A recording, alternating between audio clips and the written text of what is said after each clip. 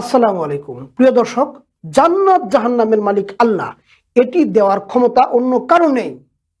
পাল্টা জবাব হলো, বিলেত থেকে একজন এসেছেন ফতোয়া দিতে। 1971 সালেই মানুষ তাদেরকে দেখে ফেলেছে। পাল্টা চাঁদাবাদী, দখলদারি, দুর্নীতি আর আপোষকামিতার কারণে জনগণ এখন আপনাদের দেখছে। ফ্যামিলি কার্ড, কৃষক কার্ড, কর্মসংস্থান করব আমরা। পাল্টা আমাদের কোনো কার্ড নেই, ফ্যামিলি কার্ড নেই, আমরা ভোটারদের ফ্যামিলি মেম্বার হব। প্রিয় দর্শক, ভোটের মাঠে এভাবেই জমে উঠেছে কথার লড়াই। প্রতিপক্ষকে ধরাশয়ী করতে এবং ভোটারের মন জয় করতে দলগুলো একে অপরকে তীব্র ভাষায় আক্রমণ করে যাচ্ছে। ইলেকশনগুলির আজকের পর্বে সবাইকে স্বাগত জানাচ্ছি। আমি মোহাম্মদ জহিরুল ইসলাম। আনুষ্ঠানিক প্রচারণা শুরুর পরপরই জনসভা, পথসভায় নেতাদের ভাষণে বড় হয়ে সামনে এসেছে ধর্ম, মুক্তিযুদ্ধ ও নারী প্রসঙ্গ।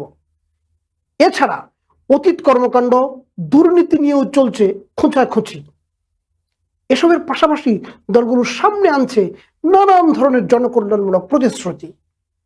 বিশ্লেষকদের মতে ভোটের মাঠে এভাবেই ঘুরে ফিরে পুরনো পথেই চলছে রাজনৈতিক দলগুলোর কথার যুদ্ধ। জুলাই গণ অভ্যুত্থানে বিশাল আত্মত্যাগের পরও রাজনৈতিক সংস্কৃতিতে কোনো পরিবর্তন এসেছে এরকমটি কারোই চোখে পড়ছে না। নির্বাচনী জনসভার মাধ্যমে ত্রয়োদশ জাতীয় সংসদ নির্বাচনের প্রচারে নেমেই মুক্তিযুদ্ধকালীন ভূমিকা ও ধর্ম নিয়ে রাজনীতির অভিযোগ তোলে জামায়াত ইসলামীকে ঘায়েল করার চেষ্টা করছে বিএনপি। অন্যদিকে চাঁদাবাজি, দখলদারি, খুন খারাপি, দুর্নীতির কথা বলে বিএনপিকে ঘায়েলের চেষ্টা করছে জামায়াত। এরপর জান্নাতের টিকিট দেওয়ার নাম করে একটি দল জনগণকে ঠকাচ্ছে দাবি করে তারেক রহমান এক জনসভায় বলেন, দুজখের বেহেশতের মালিক আল্লাহ, এই পৃথিবীর মালিক আল্লাহ, কাবার মালিক আল্লাহ। আর মুক্তিযুদ্ধে জামাতের কি ভূমিকা ছিল সেটা তো আমরা 1971 সালেই তাদেরকে দেখেছি। এসব কটাক্ষের পাশাপাশি জনসভায় রাষ্ট্র কাঠামো রূপান্তর, ফ্যামিলি কার্ড, কৃষক কার্ড, হেলথ কার্ড, খাল খনন, বেকারদের কর্মসংস্থান সহ বিভিন্ন ধরনের প্রতিশ্রুতি তুলে ধরেন তারেক রহমান। জামাত নেতাদের ভাষণেও বিএনপিকে পাল্টা আক্রমণ ও তারেক রহমানের কথার জবাব দেয়া শুরু হয়। জামাত ইসলামী সেক্রেটারি জেনারেল মিয়া গোলাম পারোয়ার বলেন, বিলেত থেকে এসে ফতোয়া দিচ্ছেন কে মুসলমান আর কে কাফের, এটা বলার তার কোনো অধিকারই নেই। বিএনপির পক্ষ থেকে ফ্যামিলি কার্ড ও কৃষক কার্ড দেওয়ার প্রতিশ্রুতি দেওয়া হচ্ছে।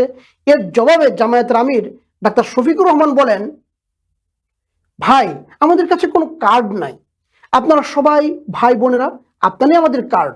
আমরা ফ্যামিলি কার্ড নই, বরং ফ্যামিলি মেম্বার হতে এসেছি।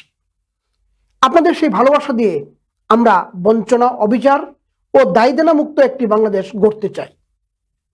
সবার আগে বাংলাদেশ দিয়ে শুরু করেছে বিএনপি, আর চলো একসাথে করি প্রিয় বাংলাদেশ, বলছে জামাত ইসলামী।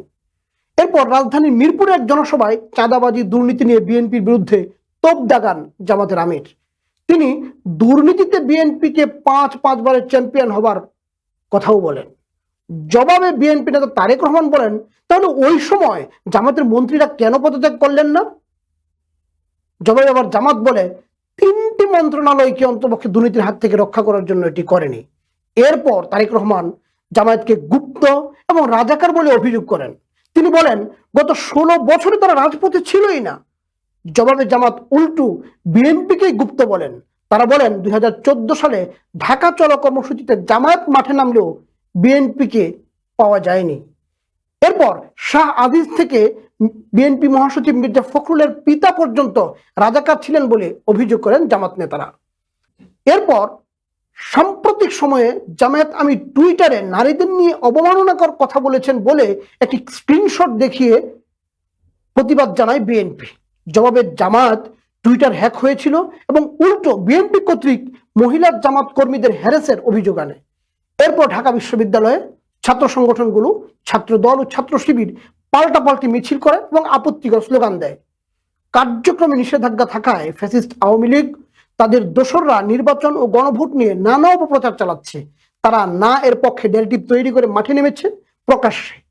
জামায়াত ইসলামী ও জাতীয় নাগরিক পার্টি এনসিপি সহ 10 দলীয় জোটের শরিকরা নিজ নিজ প্রতীকের পাশাপাশি হ্যাঁ ভোটের পক্ষে ক্যাম্পেইন শুরু করে আসছে শুরু থেকেই। কিন্তু এতদিন বিএনপির অবস্থান ছিল অস্পষ্ট। তবে সাম্প্রতিককালে রংপুরে এক জনসভায় দলটির চেয়ারম্যান তারেক রহমান ধানের শীষের পাশাপাশি গণভোটে হাঁ এর পক্ষে ভোট চেয়েছেন। বিএনপি সংস্কারের বিপক্ষে না থাকলেও আগামী নির্বাচনী বৈতরণী পার হতে অতীত অভিজ্ঞতাকে সামনে এনেছেন। পক্ষান্তরে জামায়াত বলছে যে বেগম খালেদা জিয়ারও তো প্রধানমন্ত্রী হওয়ার আগে কোনো অভিজ্ঞতা ছিল না। আর এভাবেই চলছে একের পর এক কথার আক্রমণ। এবারই প্রথম মূল প্রতিদ্বন্দ্বিতায় দীর্ঘদিনের মিত্র বিএনপি ও জামাত ইসলামী ভোটের মাঠে সামনে চলে এসেছে। তাই ভোটের মাঠে এখন সংস্কার বনাম ক্ষমতার ধারাবাহিকতার লড়াই এটি জমে উঠেছে। দিন যতই যাচ্ছে এই লড়াই ততই নানা বাঁকে মোড় নিচ্ছে, তীব্রতর হচ্ছে।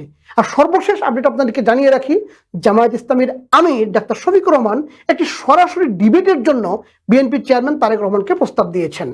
দেখা যাক, যদি সে প্রস্তাব গ্রহণ করেন তাহলে হয়তো বাংলাদেশের রাজনীতির ইতিহাসে আমরা এক নতুন সংস্কৃতিতে প্রবেশ করব, যেখানে রাজনৈতিক নেতারা সরাসরি ডিবেটের মাধ্যমে তাদের কথা, যুক্তি এবং পাল্টা যুক্তিগুলো জনগণের সামনে তুলে ধরবেন।